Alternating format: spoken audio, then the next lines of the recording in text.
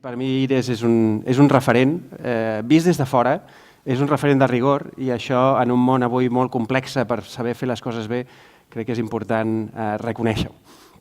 Jo us volia parlar d'innovar per transcendir.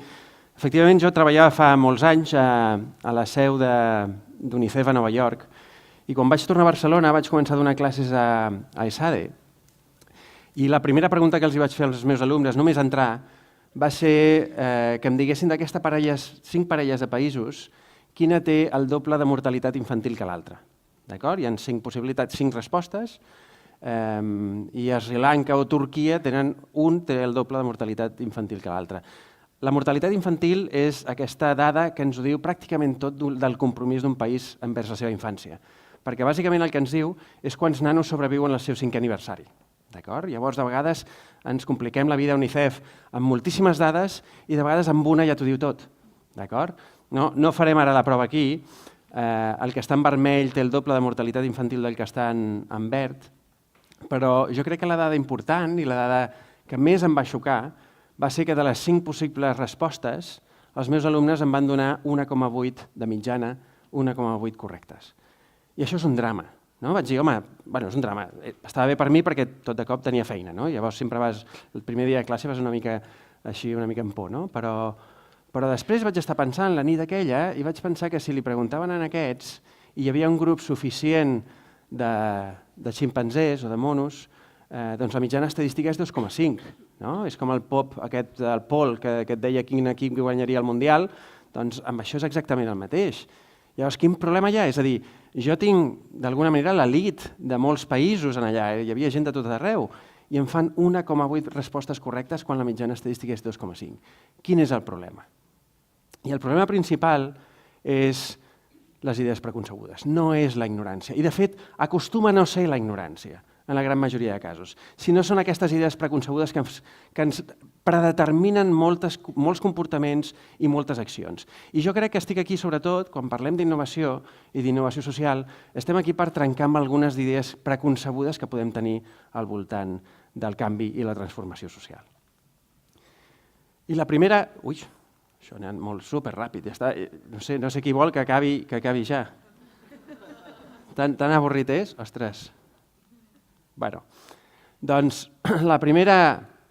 Ara tirarem massa enrere. Primeres idees preconcebudes al voltant de per què innovar. Perquè això d'innovar pot ser una moda, pot ser que volem ser més creatius. Això d'innovar no va sobre això. Això d'innovar va sobretot sobre aconseguir i no fer. És a dir, estem acostumats i en un moment donat hi havia, sobretot en el moment de la crisi, 2007, va començar a haver-hi un discurs al voltant de volem fer més amb menys. I això era innovar, fer més amb menys. Per mi innovar no és això. I el problema que tinc és amb el verb. Fer no és el que volem, no volem fer més, volem aconseguir més. I el que ens deia l'Albert Einstein és que, de fet, la bogeria és intentar fer sempre el mateix esperant resultats diferents. Llavors, si realment busquem resultats diferents, aquesta és la gran motivació de la innovació. També hi ha altres motivacions, com poden ser el fet que molts dels problemes socials que tenim avui en dia sobre la taula són problemes que estan creixent més ràpid que la solució. I això, d'alguna manera, ens condemna a tots a la irrellevància. Continuem posant parxes quan tenim hemorràgies, tiretes quan tenim hemorràgies. Escolta, si el problema el tenim així, comencem a pensar en solucions que poden ser escalables per respondre a tota la seva dimensió. Llavors, jo crec que aquesta és una altra motivació que ens ha de portar a voler innovar.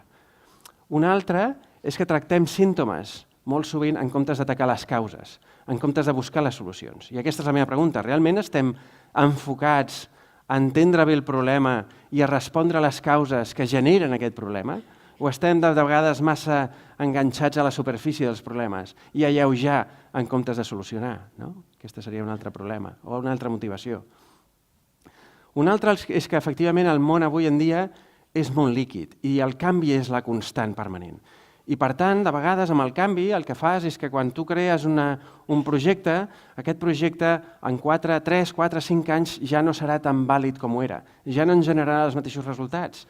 I amb aquest món tan ràpid i tan canviant, realment és difícil mantenir una mateixa línia d'actuació que sigui rellevant i que ens vagi donant els resultats, sinó que s'ha d'anar canviant constantment.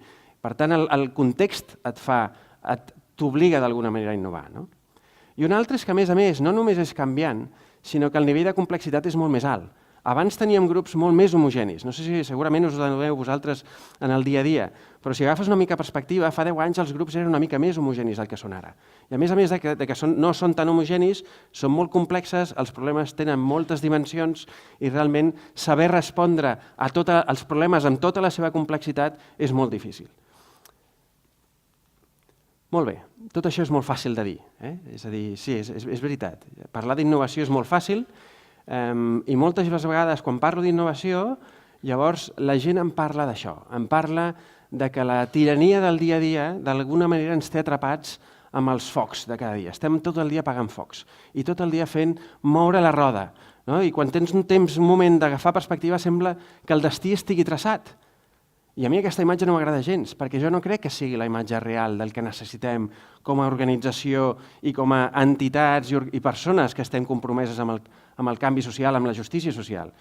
A mi la imatge que m'agrada, tot i que no sigui tan maca, és aquesta. I la clau de la innovació social és precisament pensar que si és veritat que estem en un gran transatlàntic, un creuer d'aquests que és molt difícil de moure i que necessita molts metres per començar a canviar de direcció, el que volem i el que necessitem són aquestes llanxes, aquesta capacitat d'en real, al mar, anar buscant la velocitat, l'agilitat d'una llanxa i buscar destins diferents, provar coses noves i provar-les en real, de nou, al mar.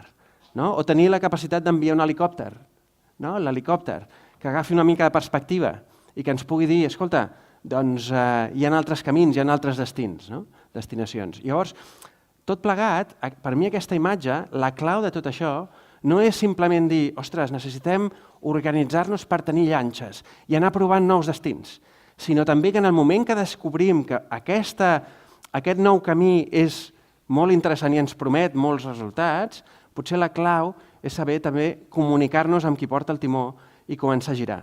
Perquè tots els que heu fet navegació potser sabeu que només un petit gir del timó et porta a un destí completament diferent. Doncs la clau és aquesta. I jo el que us vull parlar és de com podem organitzar-nos per tenir llanxes i anar provant nous camins i després connectar-nos al timó i fer aquest petit canvi. D'acord? Una petita definició per saber de vegades de què parlem. I a mi m'agrada molt el simplificar les coses, que de vegades hi ha gent que els agrada anar molt al detall del problema i la definició.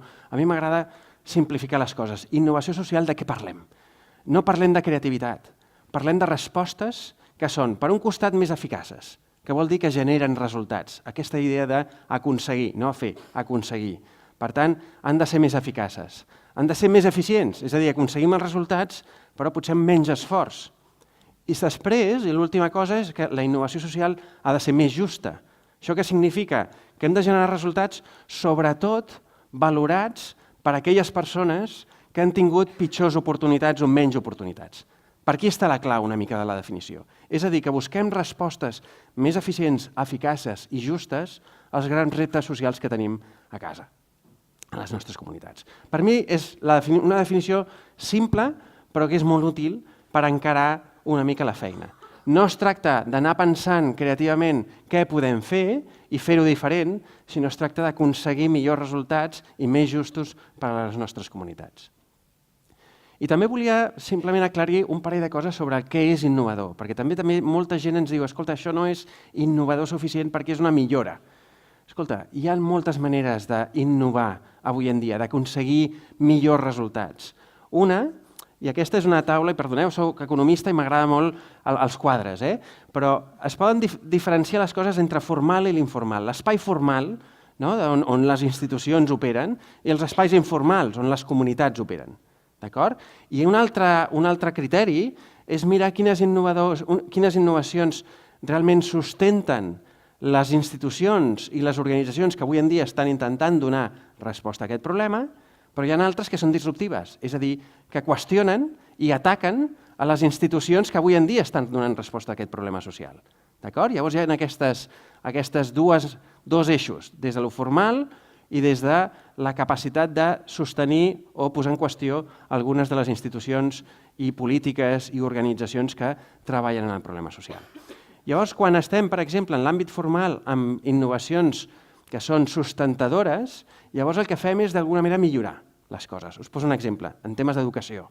Si volem millorar els resultats acadèmics dels nostres alumnes i les seves competències, llavors potser amb alguns canvis en la manera de donar classe, en els continguts, en les competències, en com avaluem, això són millores del sistema.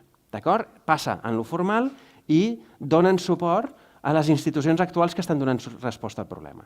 Però si ho fem des de lo informal, llavors això és complementar. Si volem millorar algunes capacitats dels nanos i el que fem d'alguna manera és amb coses que passen fora de l'àmbit escolar, doncs això és complementar el sistema. Això són innovacions sustentadores que d'alguna manera poden operar en lo formal o en l'informal. Però les disruptives són aquelles que, per exemple, passen de lo informal a repensar el paper de l'escola. Encara serà resoldre aquell problema, però ho farà d'una manera completament diferent i posarà en qüestió algunes de les maneres que tenen d'operar l'escola. I l'altra és transformar el sistema, és ja pensar fora de la caixa, de dir, escolta, és que potser les escoles no han de ser les grans actrius o actors del canvi de la formació i de l'educació dels nostres nens i nenes. Llavors, transformem el paquet. Tot això són innovacions, simplement que poden estar embolicades o enfocades o passar en un espai completament diferent. Llavors, això m'agrada dir-ho i aclarir-ho perquè si no de vegades ens pensem que hem de trencar amb tot des del principi i que només les coses transformadores o reinvencions realment és innovació. De vegades amb petits canvis et fan possible un canvi diferent. Bé, doncs tot això és per aclarir-ho. Però fins que no tinguem exemples, d'alguna manera no queda clar. Llavors us volia simplement donar 4 idees que il·lustren d'alguna manera per on estan anant alguns dels canvis socials que estem veient més en el nostre sistema. El primer és en l'àmbit educatiu, no sé si veieu el text, i a més està en anglès, però aquesta és una representació gràfica de com una persona amb autisme veu un text. I la frase, no sé si la podeu llegir, la primera frase de tot, a dalt, diu "A friend who has dyslexia described to me how she experiences reading". Aquesta és la manera que una persona amb dislèxia experimenta la lectura. Això afecta el 10-15% de la població i, a més, està darrere d'entre un 7 i un 20% del fracàs escolar que tenim als nostres països. Això depèn de la capacitat de detecció precoç que tinguem del problema. Llavors, la Luz Rello, una emprenedora social d'aquí, el que va fer, després de viure una infància extremadament complexa, on havia d'escriure 100 vegades una frase, la primera potser la feia bé i la segona començava a tornar a fer els mateixos problemes, el que va pensar i es va obsessionar en resoldre aquest problema i que ningú passi una mica per la tortura que va ser la seva escolaritat. Llavors va crear Change Dyslexia i Change Dyslexia va dir, escolta, tenim un problema d'aquestes dimensions, anem a donar-li una resposta d'aquestes dimensions. Llavors va crear una aplicació que es diu Detective Test i el que fa és bàsicament atacar la primera barrera, el primer gran problema, que és la detecció. Es detecta tard. Si es detecta tard. Llavors el que va fer va ser una aplicació gratuïta on en 15 minuts, a través d'un ordinador o d'una tablet, de qualsevol cosa que tingui accés a internet, en 15 minuts ets capaç de detectar el 90% dels casos amb dislèxia. Llavors hi ha molta gent que la criticava perquè li deia, escolta, 90%, clar, és que si vas a un especialista és el 100%. Efectivament, però un especialista costa diners i és accessible a un cert tipus de població. I precisament el problema es concentra en un altre tipus de població, on no tenen potser el professorat preparat per detectar-ho ràpid, o no tenen ni el personal per respondre si ho detecten, etc. Llavors ella va dir, escolta, jo sóc capaç de tolerar aquest 10% d'error, però almenys tinc el 90% dels casos. Jo tinc gratuït. I després que va dir, escolta, però això no és suficient, per una cosa és detectar-ho, però a més de la detecció hem d'ajudar els nanos a escriure i a llegir millor. I, de fet, es pot fer a través també del joc. Llavors va crear una aplicació que es diu Detective U, i el que fa, bàsicament, és suggerir, són 35.000 jocs que el que permeten és, a través d'intel·ligència artificial, anar personalitzant els exercicis perquè els nens i nenes puguin aprendre a llegir i escriure millor, tots aquells que tenen, òbviament, dislèxia. I això és de pagament. I la clau per mi, és anar pensant, de vegades, que hi ha models de negoci que ens poden permetre respondre a problemes socials amb tota la seva escala. Que no cal ser una ONG i no tenir ànim de lucre. L'ànim de lucre per mi és el menys important, perquè d'abans hi havia una línia vermella que separava l'ànim de lucre del no ànim de lucre. Avui això ja ha desaparegut. Avui el món és molt més gay, molt més híbrid, molt més barreja de tot. Llavors tenim coses que tenen poc ànim de lucre o baix ànim de lucre, però volen ser sostenibles i escalables. Llavors utilitzen un model de negoci de dir, escolta, el test és gratuït perquè em genera molt client, llavors a partir del test em genero uns exercicis que sí que són de pagament. Però clar, com vull donar accés a tothom, també tenim un servei de beques, que el que em permeten és, escolta, he detectat, i això porta 2 anys, 161.000 casos gratuïts detectats de nanos amb dislèxia, això és un èxit brutal, però després, mira, 253 nanos han tingut una beca per poder fer-ho. I hi ha, diguem, un subsidi creuat per poder permetre això. Això, quan tingui volum, aquests números creixeran més, però bueno, ara va començant. I això és una d'aquestes idees que per mi són trencadores. És a dir, anem a buscar models de negoci que ens puguin solucionar problemes socials sosteniblement i a escala. Un altre similar és Vox Prima. No sé si coneixeu, tots aquells que tingueu fills, jo amb el mitjà tinc un problema i és que això de la gramàtica no li agrada i no el motiva. Jo vaig fer l'error un dia de dir-li que no havia de posar gaire atenció a la gramàtica, que la clau era la comprensió lectora i escriure. Escriure. Llavors el tio, que té un morro que se'l trepitja, em va ensenyar un dia un examen que havia posat un 4, trimestral, l'animal. Llavors ens va cridar la mestra i la mestra ens va cridar i ens diu, escolta, mireu l'examen. Té un 8 en comprensió lectora, té un 8 en la redacció i tota la part de gramàtica l'ha deixat buida. Clar, aquí vaig notar una mica la responsabilitat de dir, ostres, potser és culpa meva, no? I sé que el tio quan s'agafa una frase d'aquestes ja no la deixa anar, no? Llavors, òbviament no va fer ni l'esforç. Jo li vaig dir, home, si eren 6 punts la gramàtica, fes la gramàtica, tio, fes alguna cosa perquè et posin el puntet que necessites per tenir després un 5, no? Però bueno, la clau és que el que hem après és que ensenyar llengua no ho fem gaire bé a través de la gramàtica. I el que ho fem bé és que s'aprèn molt millor, quan més escrivim, millor escrivim i millor llegim. Llavors el que va fer Vox Prima, la Roser Ballesteros, catalana, va crear una empresa que es diu Vox Prima i que bàsicament a través de la pictoescriptura, a través del dibuix, incita els nanos a voler escriure. I a primer i segon de primària van escrivint contes col·lectivament i decidint què fa aquest personatge o aquest altre, i ho fan en imatges, és molt divertit, et dona molt més vocabulari i t'incita a escriure coses de què passaran en aquesta història, i després, a partir de tercer fins a sisè, el que fan és, bàsicament, cadascú escriu el seu llibre. I amb la imatge com a estimulació. I tot de cop estem treballant amb creativitat i estem treballant incitant els nanos a escriure. I quan més escriuen, millor escriuen. I això van fer una prova aleatòria de control on el text, on tenim normalment un 45% dels nanos que tenen una escriptura pobra i passen a un 15% dels nanos que tenen escriptura pobra, on tenen textos més llargs, més estructurats, més ben connectats, o sigui, amb frases que connecten unes amb altres, amb menys repeticions. Aquest és el tipus d'innovació que busquem. També amb un model de negoci, però realment el que estem veient a l'escola pública catalana, estem testimoniant millores brutals en la capacitat i l'interès del nen en llegir i en escriure, òbviament. Un altre. Aquest ja no em ve del món d'educació, sinó del món de la discapacitat. No sé si reconeixeu aquesta imatge, però aquesta imatge és, si us en recordeu dels mapes de carreteres que teníem al cotxe fa molts anys, abans del Google Maps, teníem aquells quadradets amb el número de pàgina i era l'índex, i te n'anaves a la zona de Catalunya i veies el mapa de carreteres de Catalunya, o te n'anaves a Dinamarca i trobaves el de Dinamarca. Doncs aquest dibuix és el dibuix que va fer un nano amb autisme.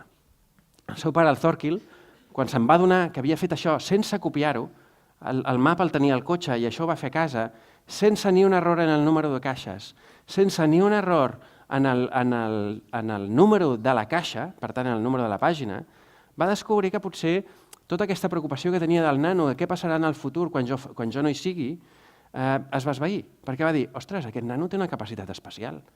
I potser no només és ell, és a dir, sí que té dificultats amb el tema de les relacions socials, no et miraran a la cara, no poden gestionar algunes incerteses molt simples que vivim cada dia, que l'autobús no passi exactament a la mateixa hora, que no hi hagi cada dia el mateix conductor, que no hi hagi cada dia el mateix seient lliure, etc. Però hi ha moltes coses que sí que podria fer, i les podria fer molt bé, i potser millor gent que no té autisme.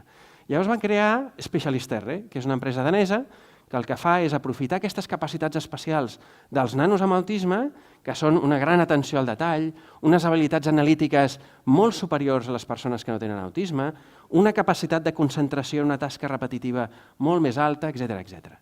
Llavors, amb això va dir, escolta, jo, que vinc del món de les proves de software, crearé l'empresa consultora de proves de software només amb consultors amb autisme, i de fet és l'empresa de software la millor que hi ha, la més cara, però la millor que hi ha a Dinamarca. Això ho vam portar a Barcelona, ja opera a Barcelona, em sembla que té 90 consultors, tots amb autisme a la ciutat, i està obrint oficines a Madrid, a Brasil, a Portugal, etc. Està creixent molt ràpid. Aquí, per exemple, també ens van criticar, quan ho vam portar aquí, ens van criticar perquè deien que el problema complet de la discapacitat intel·lectual no el resolíem, ni fins i tot del de tots els nanos amb autisme, perquè hi ha nanos amb una discapacitat del 99%. Però llavors, la meva resposta és, escolta, potser no el resolem tot, però el problema, si és així, tot de cop el fem així. I per això tenim l'estat de benestar. Per això sí que tenim l'estat de benestar. I l'estat de benestar és absolutament sostenible si som capaços d'aprofitar els recursos latents que tenim a les nostres comunitats i que no els aprofitem. Llavors, aquest és el missatge per mi de Specialisterne. La gran pregunta, la gran innovació, va ser aquest senyor que es va preguntar en què són bons les persones amb autisme.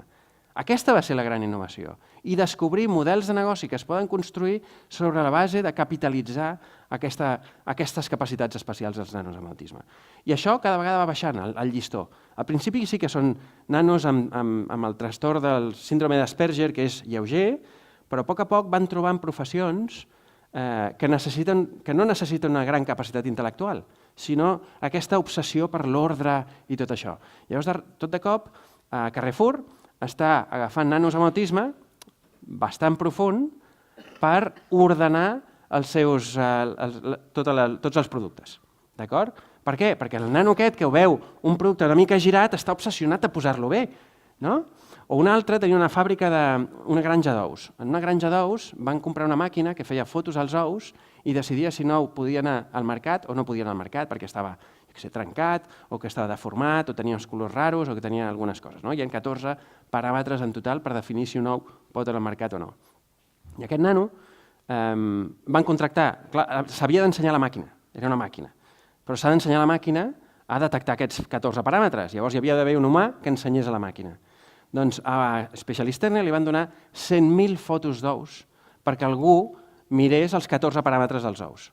Clar, a mi m'ho fan i a la foto, no sé, 150, començo a passar ben ràpid, no? Aquest nano no, aquest nano anava com una màquina, com una formiga, trobant-lo. Jo vaig anar a parlar amb ell, li vaig preguntar, escolta, però tu què feies abans? I em deia, jo estava tancat a casa, i a mi no era ocupable. Però tot de cop, ara estic treballant, abans treballava a casa, després em vaig moure a l'oficina d'Specialisterne i ara treballo a casa del client, perquè és molt més efectiu, perquè sabem tots que la feina és terapèutica, si ben feta i ben acompanyada. Això ho sabeu bé vosaltres. Llavors, vam fer això.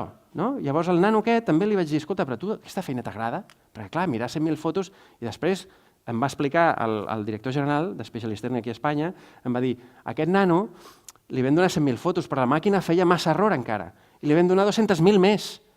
Llavors li vaig preguntar, però a tu t'agrada això? I el tio va dir, ostres, no saps el que m'agrada quan trobo l'ou que no pot anar al mercat. Clar, dius, ostres, és una altra mentalitat, no? Però, escolta, bé que té valor, no? Bé que té valor. Per tant, una altra manera de capitalitzar sobre aquestes capacitats especials.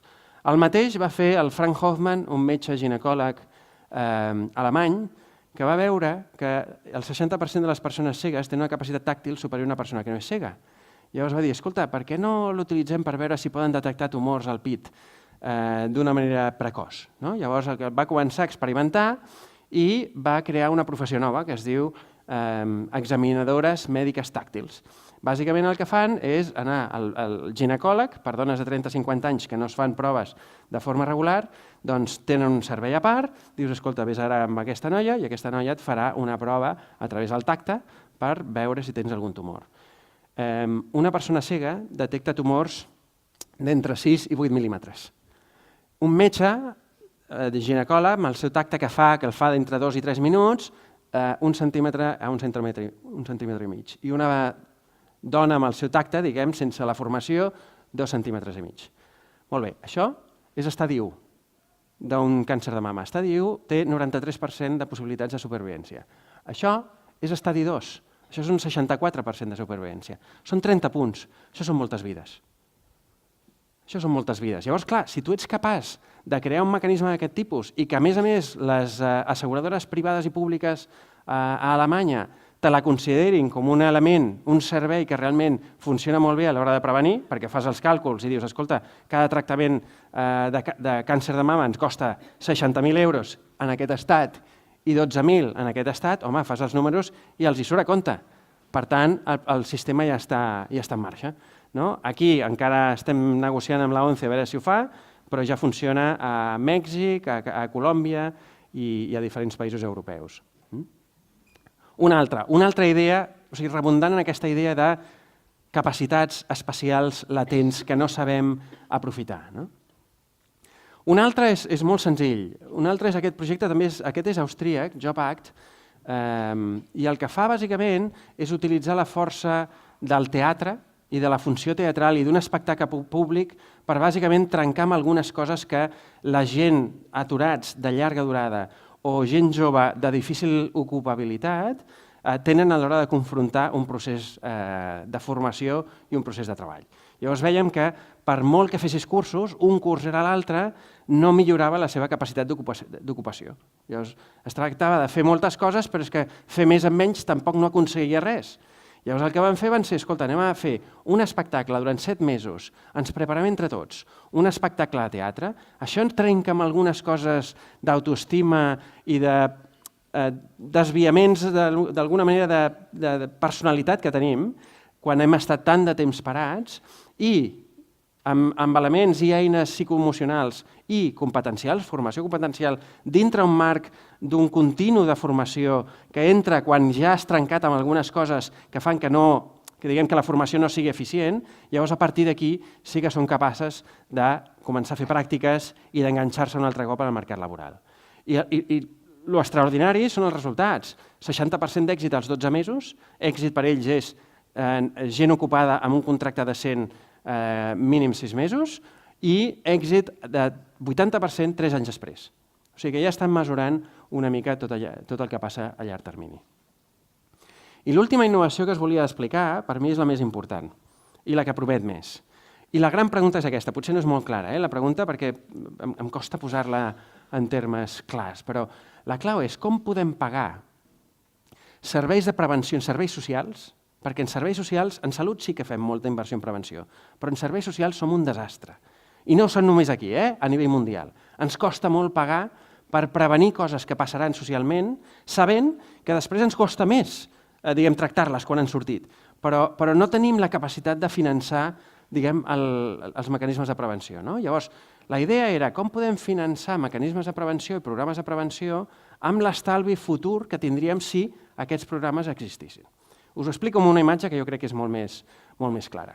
Imaginem-vos que tenim una carretera i al final de la carretera hi ha una curva i un precipici. Llavors comencen a caure cotxes.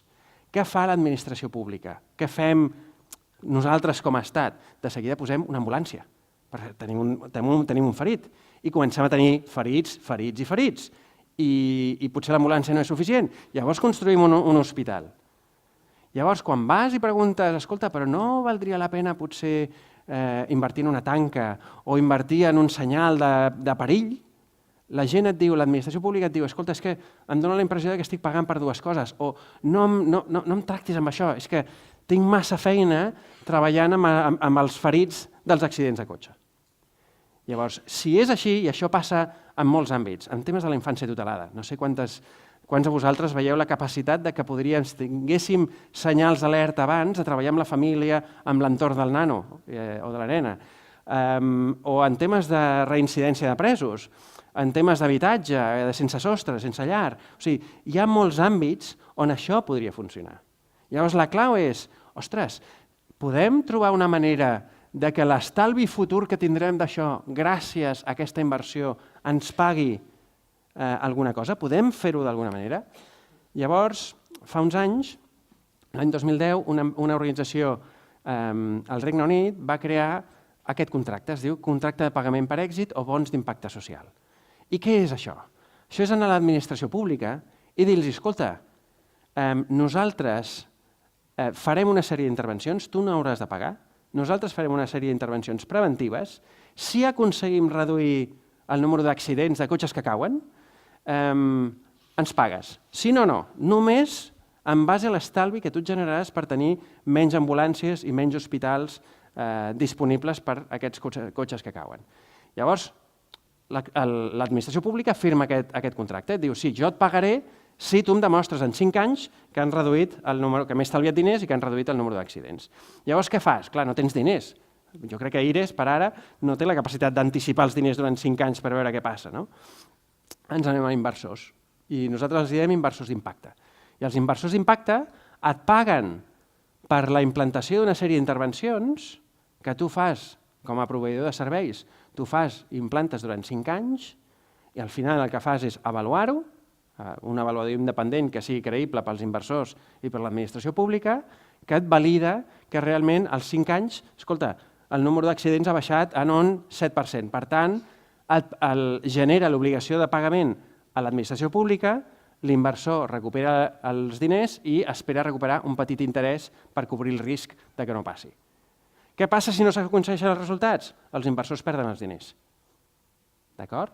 I aquesta és la manera que hem tingut de com fer que l'estalvi futur ens pugui pagar per intervencions basades en evidència en fases tempranes i per prevenir. Us poso l'exemple de com es va... sempre hi ha un coordinador una mica que coordina tot això. Us poso l'exemple que va fer néixer els bons d'impacte social, aquests contractes de pagament per èxit. Tot això va néixer en un centre penitenciari al Regne Unit on van dir, escolta, tenim un problema ben gros. El repte és que el 63% de la gent que està avui a presó reincidirà en 12 mesos.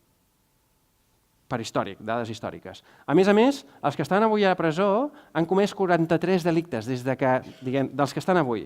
I a més, ja han passat 7 vegades per la presó. Llavors t'adones que potser la presó, ostres, és com una escola de delinqüència, no? O sigui, et fa millor en això que hauria de prevenir de fer. Però, clar, no teníem diners.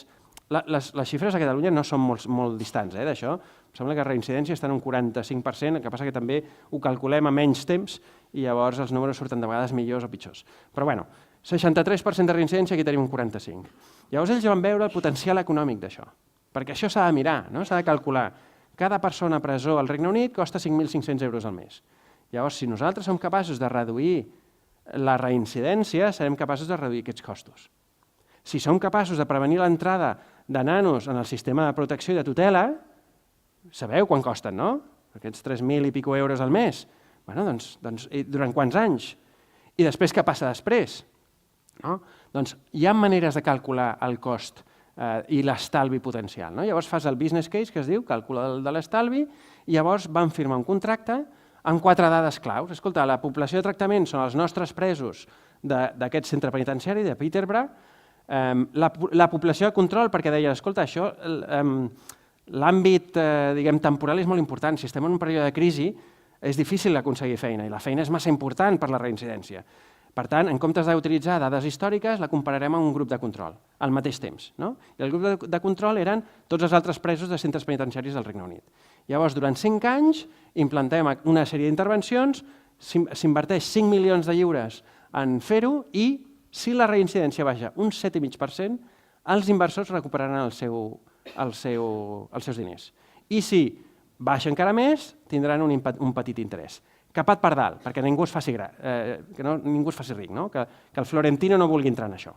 Llavors, estava limitat a un 13%, anual d'interès, no podien tenir més del 13% d'interès anual. Llavors, què van fer? Ostres, ens van fer mentoring, van fer temes de salut mental, van fer temes d'educació financera, d'habitatge, formació ocupacional, etc. I amb això van aconseguir una rebaixa de la reincidència al 9%, els inversors van recuperar els seus diners, les ONGs van tenir contractes de 5 anys per aconseguir aquests resultats. Això és el bo d'impacte social. Per què m'agrada? M'agrada perquè aquí tothom guanya. L'administració pública tot de cop pot experimentar en coses, amb innovacions, sense arriscar diner públic, que sempre ens costa arriscar en coses que no sabem si funcionen o no. L'altre, els inversors. Els inversors inverteixen els seus diners i no només solucionen un problema social, sinó que a més tenen un petit retorn, adequat al risc que corren. Hi ha molta gent que em diu, escolta, això dels inversors d'impacte no l'havia sentit mai i no me'l crec. Nosaltres pensem que els bancs són tots iguals, que les empreses són tots iguals, etc. Hi ha molta inversió socialment responsable, moltíssima. De fet, molta més que capacitat d'absorbir-la. Llavors, al principi la responsable era no invertim en alcohol, armes, etc., drogues, etc. Ara comencen a demanar inversió que generi resultats socials positius. Doncs aquests són els que hi ha. Hi ha moltes, aquí a l'estat espanyol hi ha molts fons d'inversió social. O sigui que aquest no estem curts d'això, no estem curts. L'altre és els proveïdors de serveis. Nosaltres, les entitats, ostres, tenim contractes de 5 anys. No sé quantes vegades teniu contractes de 5 anys, però contractes a llarg termini n'hi ha poquíssims, i de fet estem més acostumats als contractes d'un any, que no serveixen per canviar res. Doncs això ho podem tenir, finançament a llarg termini. I de fet, per mi, la cosa més important, i aquí hi ha un àmbit de crítica que a molta gent no li agrada que ho digui, però dius, escolta, tot de cop els nostres interessos s'alineen amb els interessos dels nostres beneficiaris. Perquè és l'èxit del tio que surt de la presó el meu èxit. Jo cobro sobre el seu èxit. I de vegades, moltes ONGs fan cursos ocupacionals i un cop fet el curs se'n van. I dius, però és irrellevant. I saps que no funciona aquest curs. Per què el continuem donant? Doncs escolta, perquè em paguen per això, amb els fons europeus i tal. Escolta, anem a trencar una mica coses. Només cobra si s'aconsegueixen resultats. I tot de cop ens alineen a tothom, inversors, administració pública, beneficiaris, tot al voltant del beneficiari. El seu èxit és el nostre èxit. I això per mi té un valor molt important. I, òbviament, aquí guanya la societat perquè menys crims, menys víctimes. O ens estalviem diners, que són diners de tots. Hi ha 122 bons impactes socials a tot el món. O sigui, no és una cosa que acaba de néixer. Sí, és veritat, fa 10 anys que va néixer, el 2010, menys de 10 anys, 8 anys. Però ja hi ha 121 projectes a tot el món, en 22 països, pràcticament tota Europa, excepte el nostre estimat país. Jo fa 8 anys que parlo d'això. 8 anys que xoco contra la barrera de esteu privatitzant serveis socials. Per res. Estem aconseguint finançar coses que som incapaços de finançar avui. En finançament privat, és veritat, però no cal que sigui finançant empreses. Ho podem fer finançant entitats, podem fer finançant fins i tot activitats de la pròpia administració. Això m'és igual, sempre i quan financem prevenció, sempre i quan estiguem alineats a aconseguir resultats. Aquests són els àmbits on estan treballant els projectes dels bons impactes socials. Són pràcticament tots els més importants. Atur juvenil i atur de llarga durada. Aquí estem fracassant a lo bèstia. No donem resposta a la dimensió del problema. I fa anys que tenim 2 milions de tios, mai baixem de 2 milions d'aturats al país. Temes de salut, la prevenció funciona molt bé, òbviament. El tema de sense llar, la infància en risc, que us deia. No només el procés de prevenir l'entrada, també podríem treballar en la millora de la sortida del sistema, perquè després, l'altre dia vam trobar una dada increïble. A Califòrnia, el 70% de la gent que està avui a presó han estat tutelats. Nosaltres aquí no ens ho preguntem, no ens atrevim a demanar la dada. Però, ostres, podríem començar a preguntar-nos algunes coses d'aquestes. Què passa a llarg termini amb tota aquesta gent en la que no invertim suficient al principi i després ho acabem pagant multiplicat per 10? M'excito amb aquestes coses. Bàsicament, simplement ja per concloure, per on ve la innovació? Ve a través de crear models d'ingressos sostenibles i escalables. Models de negoci de vegades. Però per aquí hi ha molta cosa, com feia Specialisterne o Change Dyslexia. O també ve a través de construir sobre recursos i capacitats latents que tenim a la comunitat. Estem aprenent molt d'innovacions que venen de Paraguai o d'Àfrica perquè estan, utilitzant recursos latents de les comunitats que aquí a les ciutats les hem perdut. Ja no sabem com mobilitzar la capacitat dels barris, d'involucrar-se en la solució de problemes. Doncs aquest tipus de cosa, com Specialist Learner Discovery Enhance, ho fa. O tecnologia que permet noves solucions a escala, Change Dyslexia o Voxprima. O després aliances, i les aliances que deixin de ser transaccionals. Jo estic esgotat de que les aliances amb les empreses i amb l'administració pública sigui transaccional. Jo et dono això, tu em dones això. El que necessitem és integrar capacitats. Perquè quan nosaltres experimentem amb alguna cosa, la clau de dir, escolta, tenim ara aquestes intervencions que milloren la reincidència, que la baixen la reincidència, ostres, després de 8 anys o de 5 anys, no tornem a fer un bo d'impacte social. Transformem en política pública, però que cadascú faci el seu rol. Jo m'ocupo de provar-ho. Si ho demostro, tu, administració pública, fes-ho política pública i porta-ho a escala. O d'una altra manera, però per aquí hi ha el potencial. I amb això de les aliances, fer-les entre diversos, fer-les híbrides, buscar la manera que a través, per exemple, dels bons d'impacte social, trobem el millor de cada un dels sectors. Fer treballar bancs, fons d'inversió, és molt raro fer-ho treballar amb nosaltres, entitats, però, ostres, tenen un gran potencial si sabem treure profit a tot això.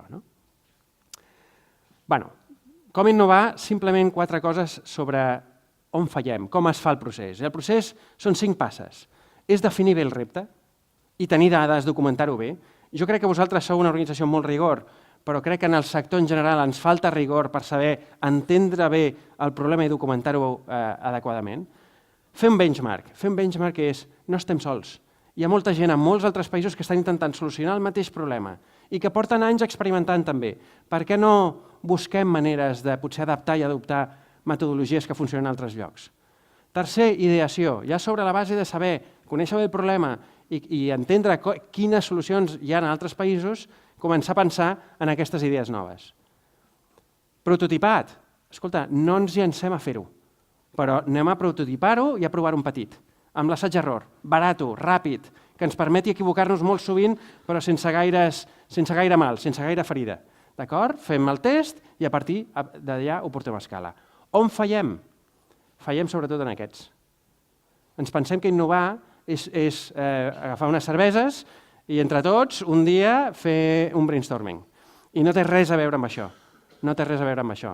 De fet, per definir el repte, el gran problema que fem és centrar-nos en resoldre problemes que no són rellevants. I això ho fem molt. Tota la gent que treballa en temes d'innovació social. I aquí soc crític amb nosaltres mateixos. El benchmark, continuem pensant que amb les nostres idees ho podem fer tot. Només amb les nostres idees. Amb l'ideació, només fem un brainstorming, i no va més enllà.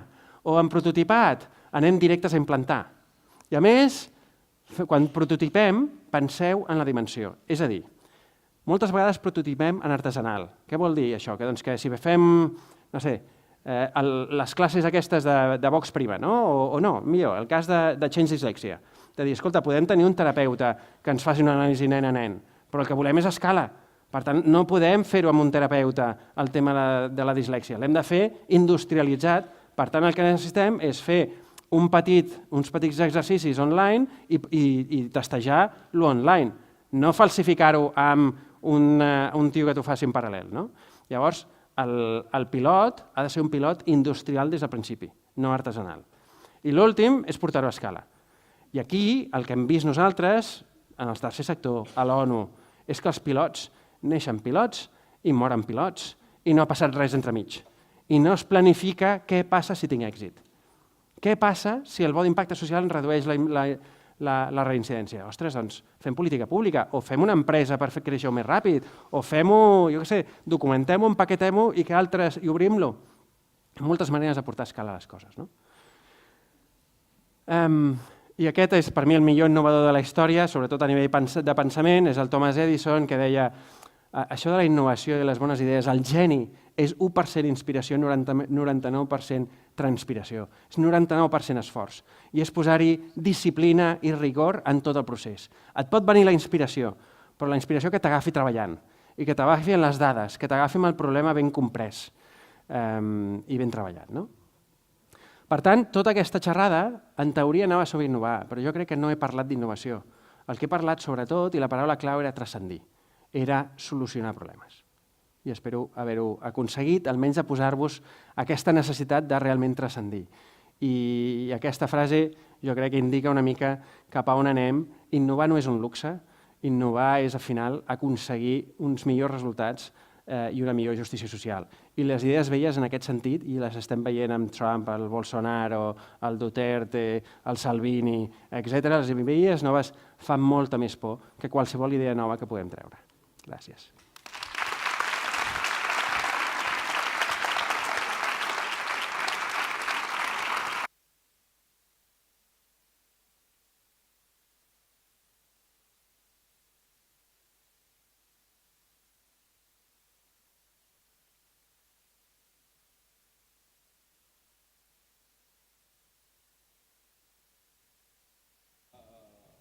Que si teniu preguntes per al Miquel.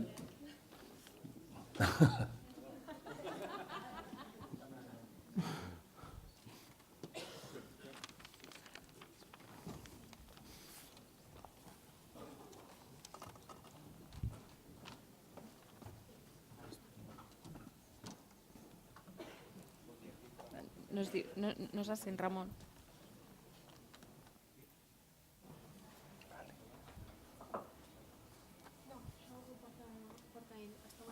A veure si me cabrá de todo esto. Ara sí. Hola, em dic Ramon Picarín i tenia, és mig pregunta, mig comentari. D'entrada, realment m'ha semblat excel·lent la presentació, crec que dona per pensar molt. I jo he connectat dues coses de les que has dit, i potser incorrectament, però te les volia plantejar per veure què passa. Una era el que em sembla que tot, o gairebé tothom d'aquí ha viscut, que és, plantejaves com un gran obstacle per la innovació, jo afegiria per quasi qualsevol cosa, aquesta tirania del dia a dia. És a dir, em sembla que aquí hi ha gent que li sona aquest tema, o sigui que el dia a dia se'ns emporta de mala manera i no ens deixa pensar, bàsicament. I això, no sé si correctament o no, ho he connectat amb aquest dibuixet tan excel·lent del cotxe caient de la muntanya. És a dir, jo em sembla que quan hem vist el cotxe caient de la muntanya, doncs molts hem pensat, però que tontos, no? Si és evident, poses el senyal, poses la barana i ja no torna a passar. En canvi, amb el tema del temps, sembla que sí que estiguem construint ambulàncies, hospitals, etc., en comptes de posar barreres al temps d'alguna manera perdut. No sé, ho he connectat i voldria saber si realment va per aquí la cosa. Sí, jo crec que és... Això va? Sí. No, si no utilitzo això. Sí que va. Jo crec que hem d'aconseguir protegir espais durant l'any i persones d'aquesta tirania del dia a dia. I la tirania del dia a dia és molt difícil de gestionar. Però jo crec que sí que és possible anar protegint espais i separar-se una mica d'aquesta realitat d'aquests incendis amb rigor, perquè hi havia i fa poc, m'ho han repetit ara fa 5 anys i ho vaig tornar a sentir ara fa poc en una reunió de l'Ajuntament de Barcelona sobre innovació social. Em deien, les entitats avui no estem per la innovació perquè és un luxe. I és un luxe que no ens podem permetre, ja el farem en temps millors. I per mi, amb aquesta idea d'innovació que jo tinc, que són solucions més eficaces i eficients als grans problemes socials, llavors dius, el luxe no és continuar fent exactament el mateix. O sigui, el protegir aquests espais per poder tenir el temps de reflexionar, de l'analitzar, de plantejar coses noves, d'experimentar, que per experimentar no calen grans recursos. De vegades pots fer el 90% de la teva activitat en el de sempre i fer aquest 10% d'inversió en l'altre, de temps i de recursos. Llavors, si ets capaç de fer-ho, tot de cop, les probabilitats de supervivència de la teva organització, si és la teva motivació, que és la motivació de moltes entitats, millora geomètricament. I si la teva motivació és resoldre el problema social, la motivació és encara més gran. Per tant, jo crec que si l'organització t'és igual, i el que t'importa és la causa. La causa per la qual vaig saltar d'UNICEF va ser perquè vaig veure que l'organització no estava tan compromesa amb la causa com jo hi estava i hi vam xocar. I jo crec que també la gent que treballa en les pròpies ONGs al final també xoca amb aquesta idea de sobrevivim, però sobrevivim simplement sobre la base de treure el cap de l'aigua i intentar respirar de quan en quan. però estic completament d'acord.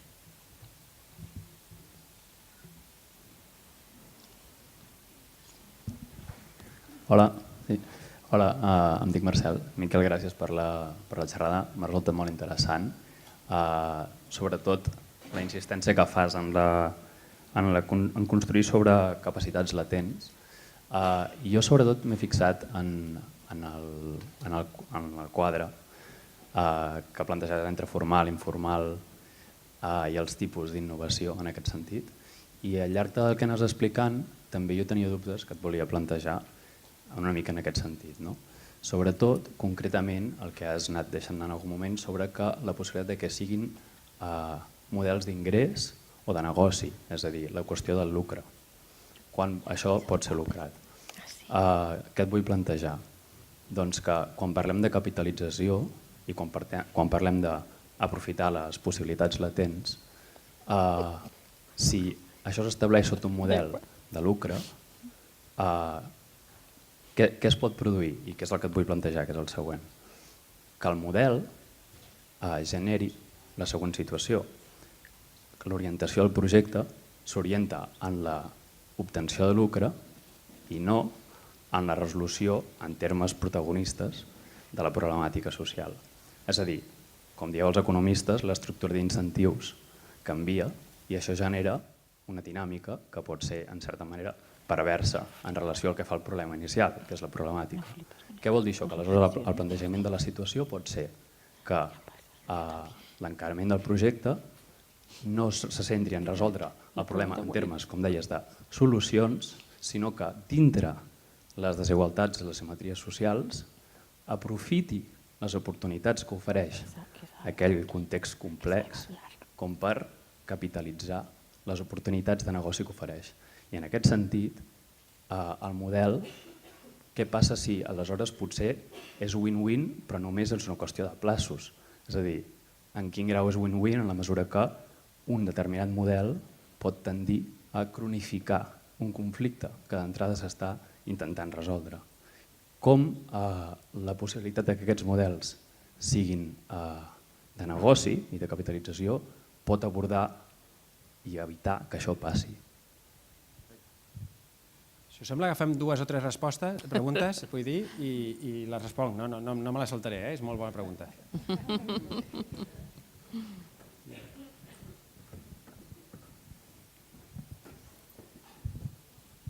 Hola, em dic Mercè. M'ha agradat l'exposició que has fet, m'ha agradat moltíssim i durant la teva exposició tenia una constant al cap que és en la majoria d'àmbits que intervenim, el problema que hi ha a nivell social i a nivell de la implicació dels agents polítics i les polítiques socials és molt gran. Per exemple, amb el tema dels menes que ara estan arribant, la Unió Europea té un paper important i els diferents països tenen un paper important. Em venia al cap que a finals dels anys 80 hi havia un boom de consum d'heroïna que semblava que això s'havia anat i que ara ha tornat a ressorgir. Llavors, com a entitats tenim moltes dificultats a innovar, és cert, i poder perquè no és un tema tecnològic, no en sabem, i és així, i has donat moltes píndoles per poder-hi aprofundir, però penso que la intervenció més gran a nivell de prevenció i a nivell, que potser és molt utòpic, però és implicar a les administracions en les quals tu comentaves, és molt difícil implicar aquí perquè hi ha molts interessos, entenc jo, suposo, a nivell econòmic i d'altres tipus i que se'ns escapen, i ho volia posar també avui aquí. Molt bé. El tema del model de negoci que pot corrompre l'objectiu inicial que teníem. És a dir, jo us proposava models de negoci que resolguin problemes socials. Per tant, la motivació del model de negoci no ha de ser maximitzar el benefici, que és el que ens ensenya la facultat, sinó maximitzar l'impacte. Llavors, si és així, jo el que convido és a les ONGs a començar a crear models de negoci. No hi ha cap dubte que vosaltres teniu una idea de maximitzar un compromís al voltant de la justícia social i del maximitzar impacte. Llavors, però adona't del que està passant. I el que està passant és que hem tingut les empreses tradicionals que només s'ocupaven del benefici econòmic, del valor econòmic que es generava. I sempre hem tingut també les ONGs que només s'ocupaven del valor social. Llavors, sempre hi havia aquests dos extrems i una línia vermella entremig, que es deia ànim de lucre. Avui en dia tot això s'està movent cap aquí. Hi ha empreses tradicionals i ONGs tradicionals, però hi ha moltes empreses que cada vegada són més responsables, una cosa que es diuen empreses B, que comencen a dir, escolta, jo vull donar informes sobre el meu impacte ambiental i social i avaluat per un tercer i publicar-ho. Hi ha empreses com Ben & Jerry's, no sé si la coneixeu, de gelats. Aquesta és una empresa activista, és a dir, no fa que els valors dels seus clients impregnin l'empresa, sinó que ells tenen uns valors d'esquerres que els impregna als seus clients. I ell va amb campanyes sobre temes de refugiats, amb campanyes sobre temes de gais i lesbianes als Estats Units, etc. És una empresa activista. Això està molt més a prop de l'impacte que no del d'això. I entremig hi ha empreses socials. Empreses socials són empreses que posen primer el valor social i després l'econòmic. I l'econòmic és instrumental, no és objectiu, és instrumental. La meva empresa és així. Nosaltres no distribuïm dividends. Tenim un límit de 30% de distribució de dividends, en 8 anys encara no ho hem fet. Per què? Perquè el que fem és invertir en les causes i intentar alinear el model de negoci amb l'impacte. Per exemple, Vox Prima. Quan més guanya Vox Prima, més impacte té perquè més nanos saben llegir o escriure. Change Dyslexia. Quants més nanos fan el test gratuït, més nanos voldran pagar per la formació, per la teràpia de l'aplicació del joc, però escolta, més guanyaré, però més impacte tindré. Llavors, quan el model de negoci està perfectament alineat amb l'impacte, no hi ha mai conflictes. El gran conflicte sorgeix quan tot de cop una cosa no està tan alineada amb l'altra. Com per exemple podria ser, alguns podrien dir specialisterne, que dius, escolta, però és que haig de donar ocupació cada vegada a nanos amb un autisme més profund, amb una discapacitat intel·lectual més profunda. Dius, home, si trobes les bones feines, al final aquest tio que mirava els ous, aquest és molt més eficient que jo, molt més eficient. Llavors, escolta, anem a buscar les maneres d'alinear al màxim possible impacte i retorn econòmic. Per mi és aquesta la solució. I després, que si el Florentino vol fer una empresa que diu que és social i ficar-se en això, doncs tots ens la creurem més o menys, però si ben crítics, i nosaltres pel camí podem fer moltes coses nosaltres pel nostre compte. La complexitat de treballar amb l'administració pública. Jo crec que l'administració pública està feta de persones que tenen, en la gran majoria de casos, i la immensa majoria de casos, les mateixes necessitats i els mateixos compromisos que nosaltres, amb una mica de servitud en uns partits polítics. Però el partit polític de sortida és un partit que busca el benestar comú, el bé comú. Llavors, jo el que m'he trobat és a través d'iniciatives com els bons impactes social, a altres països no aquí, m'he trobat amb gent que té el mateix nivell de desesperació de trobar solucions més eficaces, eficients i justes als problemes, als grans reptes socials que tenen i que simplement els hi dones quelcom que pugui fer compatible el seu interès partidista amb la consecució d'una sèrie de resultats i tot de cop funciona. Fins ara, per exemple, amb els vols d'impacte social, el gran problema és que qui es posarà la medalla serà el que pagarà al final per èxit. Dius, escolta, jo faig un projecte de 5 anys sobre reincidència, qui dirà que ha baixat la reincidència no és el que firma el contracte l'any 0, sinó el de l'any 5, que segurament serà un altre director general de justícia. Llavors dius, ostres, clar, tio, ja que firmo jo me la jugo, jo començo a provisionar recursos perquè l'any 5 pugui haver un pagament final, no m'emporto la medalla. Doncs intentes posar dintre del procés aquests espais de medalla, de reconeixement per considerar legítims els interessos del polític que està prenent la decisió i se l'està jugant i dels tècnics, que són funcionaris, que també estan realment interessats en aconseguir aquell resultat, però també mantenint una sèrie de coses. És a dir, si tu, per integrar capacitats, la clau d'integrar capacitats és reconèixer la legitimitat dels interessos dels altres i intentar fer-los compatibles. I si aconseguim això, moltes barreres que tenim avui en dia es dilueixen. No sé si m'explico. Ja l'està cortant.